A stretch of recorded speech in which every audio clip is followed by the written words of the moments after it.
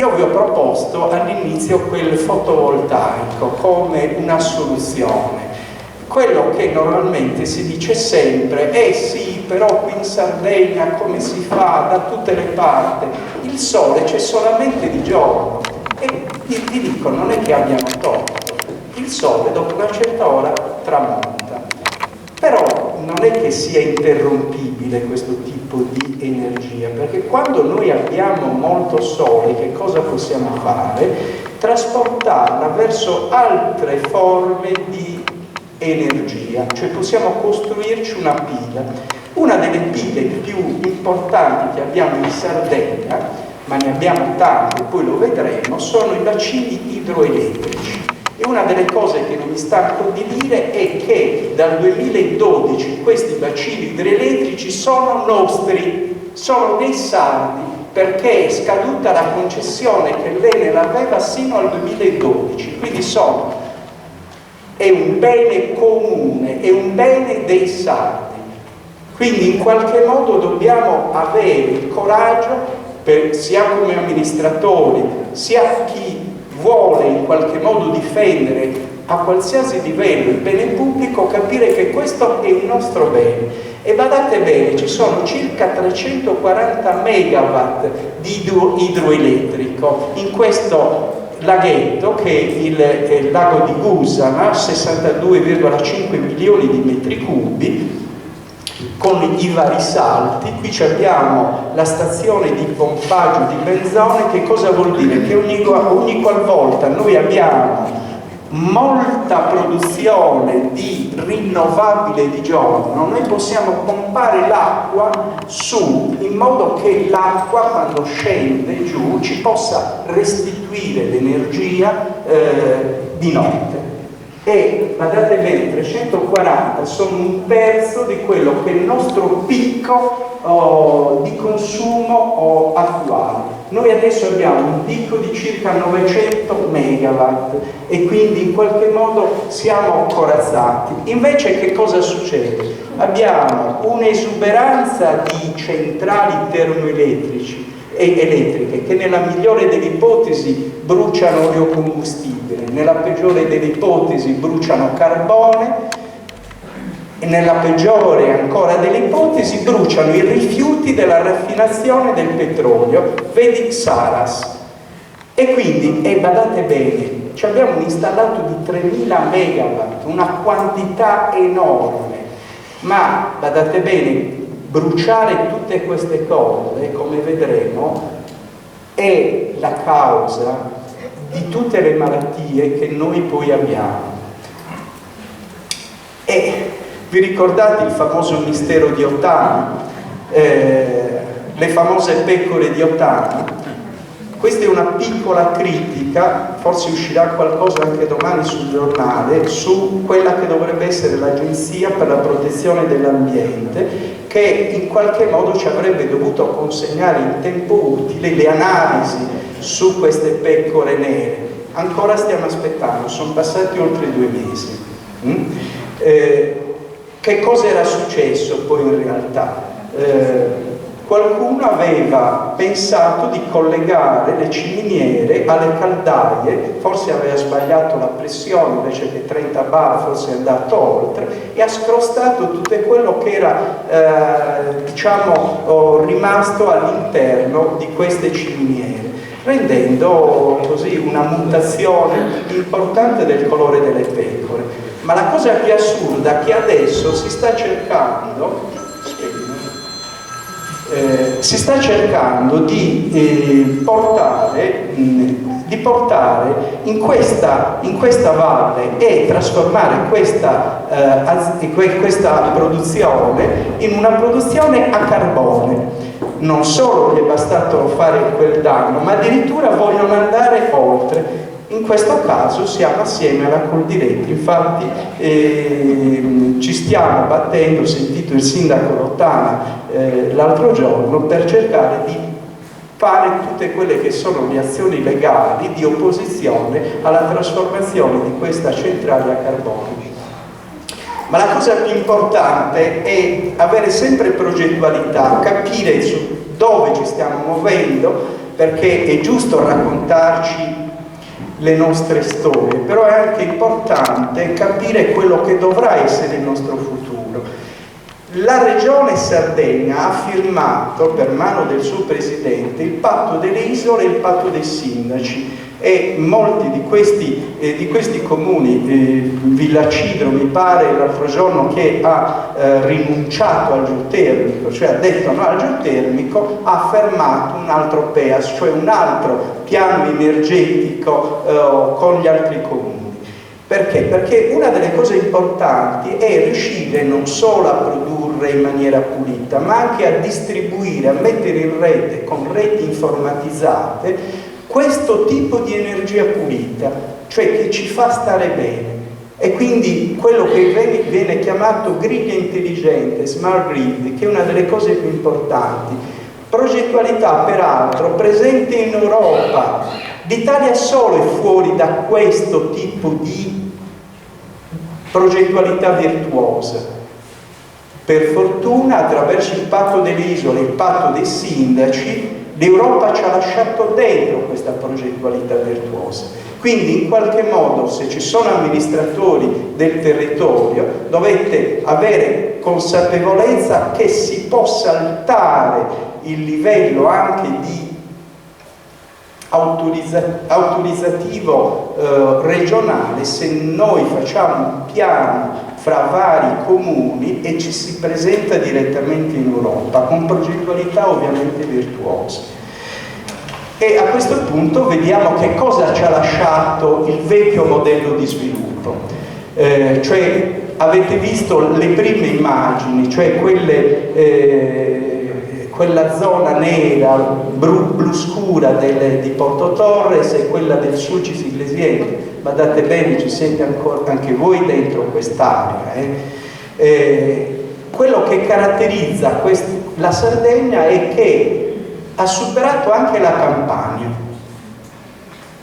Siamo 445.000 ettari contro i 345.000 ettari della Campania. Sapete bene che la Campania ha un'interferenza nella gestione del territorio della malavita organizzata.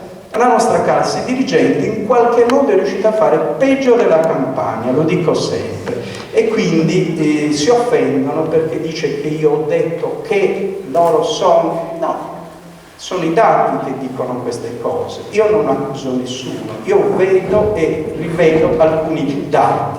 La cosa più importante è che in questi siti di interesse nazionale, e questo è uno studio dell'Istituto Superiore di Sanità, si mette bene in evidenza come rispetto ai riferimenti regionali, in questi siti di interesse nazionale si muore di più, ma si muore di più in che quantità?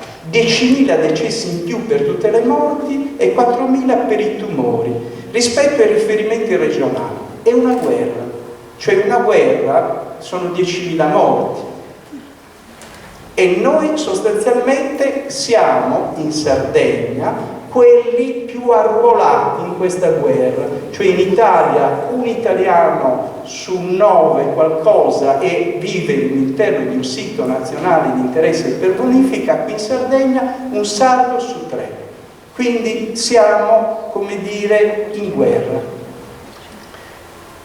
La cosa più importante è conoscere questi siti dove non si deve dimostrare se c'è inquinamento, perché questo inquinamento è già stato stabilito per legge e c'è l'inquinamento di falda, dei sedimenti, del pescato, e qui vedete prevalente quello che caratterizza il sito di interesse nazionale per bonifica di Porto Torres è la presenza di sostanze, anche se non ci mancano i metalli pesanti. Quello che è caratterizzato, ben caratterizzato, è la mortalità aumentata per i tumori al polmone, per la malattia dell'apparato respiratorio, anche acute, e per le malformazioni congenite, che vuol dire praticamente che questo tipo di inquinamento non ha aggredito e non sta aggredendo solo le persone adulte, ma aggredisce prevalentemente il feto in utero, cioè la prima fase della vita. Quindi in qualche modo bisogna porsi dei problemi. Io ho fatto dei calcoli rispetto a quelli che ha fatto l'Istituto Superiore di Sanità assieme ad alcuni colleghi del Comitato Scientifico dell'ISDE. E guardate, se io vi parlo di rapporto standardizzato di mortalità grezzo corretto per deprivazione, probabilmente è un linguaggio tecnico che non vi lascia nessuna informazione. Invece sicuramente l'informazione importante è che in questa annualità noi abbiamo avuto nel sesso femminile 560 morti in più rispetto al riferimento regionale, quindi che potevano essere evitati, 127 tumori, 71 quindi morti in più per anno e 16 per tumori per anno. Nel sesso maschile un po' di meno, poco meno di 400, 48 per tutte le case, 11 per tumori. Se guardate questo dato, 109, 112 e 115 praticamente, è quel rapporto di cui vi parlavo. Se andiamo a vedere quello di Taranto, siamo 107 e 107. Porto Torres sta peggio di Taranto, ma non siamo ancora riusciti a rompere questo velo e questo muro di silenzio che sia le istituzioni sia gli organi di stampa hanno calato sulla Sardegna. Non si riesce ancora a rompere. Vi dico che io ho preparato tutta una serie adesso di lavori che usciranno su delle riviste fuori, in modo che si possa capire bene. E che cosa risponde il governo in questo momento? Badate, risponde con l'articolo 41 del decreto del fare, che pochissimi hanno capito, ed è sembra un atto di guerra contro di noi. Badate bene che a Porto Torres il problema più grande è l'inquinamento di falda. Abbiamo circa 28 milioni di volte la norma il dicloroetano dentro la falda, 500.000 volte il cloruro di vinile monomero, abbiamo 139.000 volte la norma il benzene. E allora loro cosa dicono? Che nei casi in cui le acque di falda contaminate determinano una situazione di rischio sanitario, oltre all'eliminazione della fonte di contaminazione, ove possibile ed economicamente sostenibile, si sta subordinando praticamente la salute alla sostenibilità economica di un'impresa e in particolare dell'ENI in questo momento. Ed è una cosa assurda. Oggi si doveva votare, purtroppo ho finito tardi, non so come si è votato, si votava stamattina, anche se poi ci sarà un altro passaggio. Abbiamo fatto 2 emendamenti per cercare di sbarrare questa cosa, vediamo se sono passati.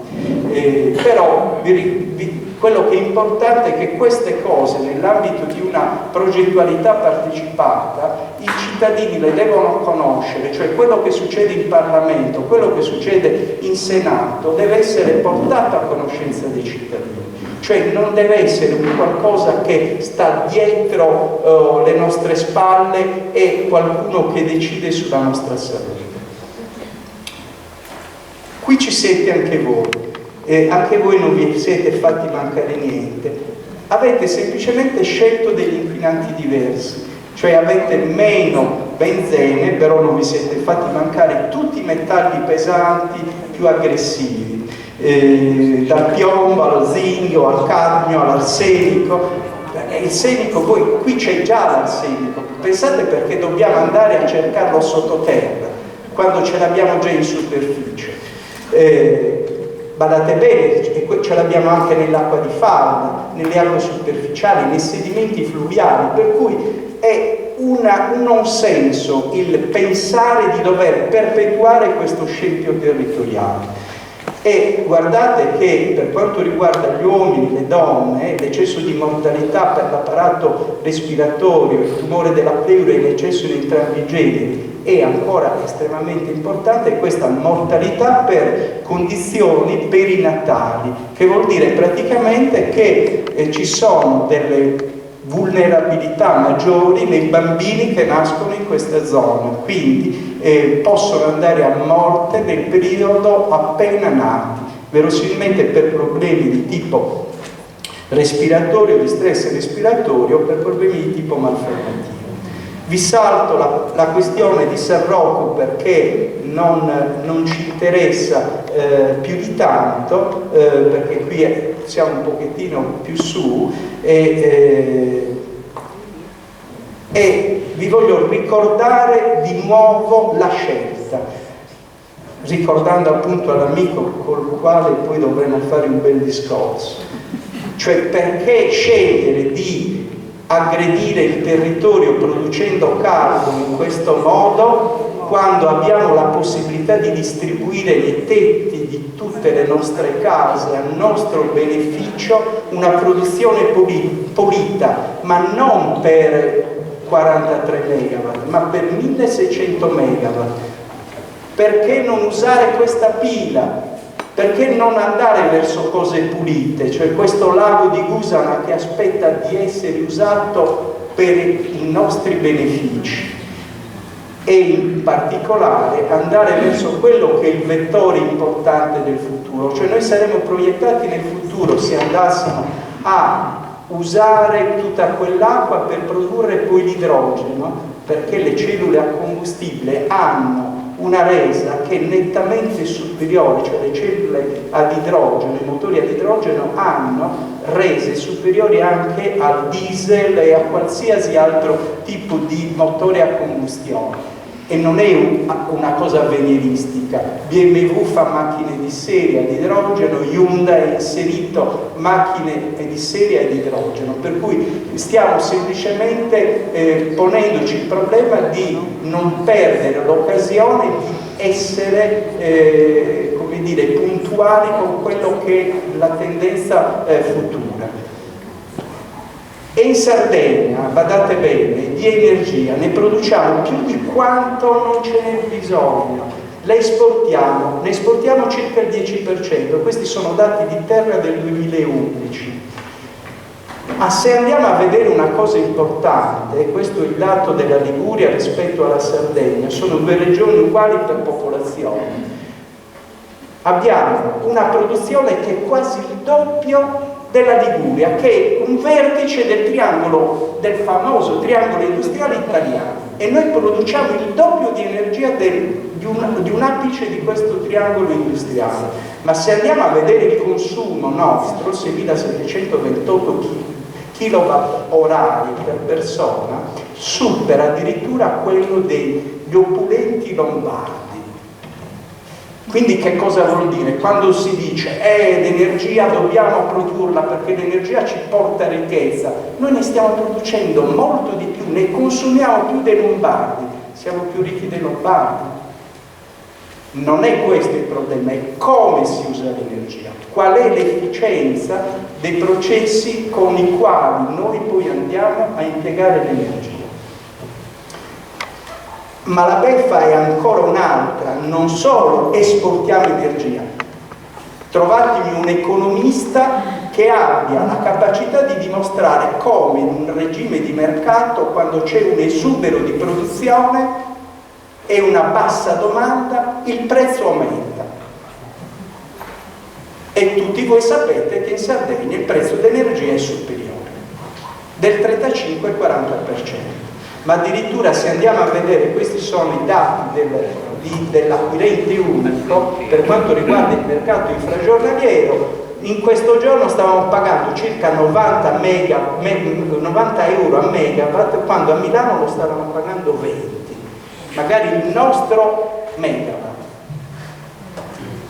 E qui vedete che continua, ce lo spiega anche il Sole 24 Ore, dice caspita, da tutte le parti il costo dell'energia sta scendendo dopo il 2008, dopo la crisi del 2008, scende perché c'è meno richiesta, con l'eccezione della Sardegna, dove invece che 49 euro a megawatt si paga 88,92 euro a megawatt.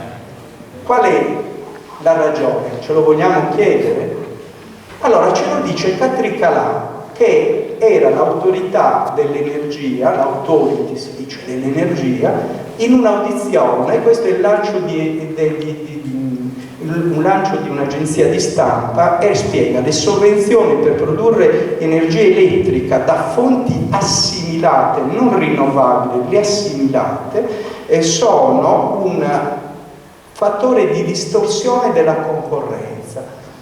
Sapete che cosa succede in Sardegna? Noi siamo la regione dove la produzione di energia assimilata, la Saras, determina questa distorsione del mercato. Che cosa succede? Che loro producono 600 megawatt, quasi 2/3 di quello che è il nostro fabbisogno, e lo producono in maniera particolare, cioè il gestore del servizio elettrico è costretto, per una legge particolare a loro favore, è costretto a comprarglielo il doppio. Questo comprarlo il doppio diventa nella nostra bolletta un onere aggiuntivo e noi dobbiamo pagarlo il doppio, quindi una beffa, cioè dobbiamo praticamente pagarci le nostre malattie. E quando si dice no, ma guardate, se ci fate trivellare, lo dicevano gli ingegneri della Sala della Leonardo, sarà un beneficio per tutti. Scusate, da anni noi siamo quelli che produciamo il GPL, la Saras produce il GPL per mezza Italia e da noi si paga il doppio, cioè la bombola di GPL in Sardegna è il doppio, e l'ha svelato lei quando hanno bisticciato fra di loro, come quando bisticciano i ladri di Pisa, no? Hanno detto no, perché avevamo fatto un cartello. Cosa vuol dire cartello? È un accordo fra potenti per dire: guarda, tiriamo e manteniamo sui prezzi, cioè tu non farmi concorrenza, e così riusciamo a gabbare questi saldi. La Authority dell'Energia li ha condannati, pochi milioni di euro di multa, dopo un po' di tempo hanno ritirato su il prezzo.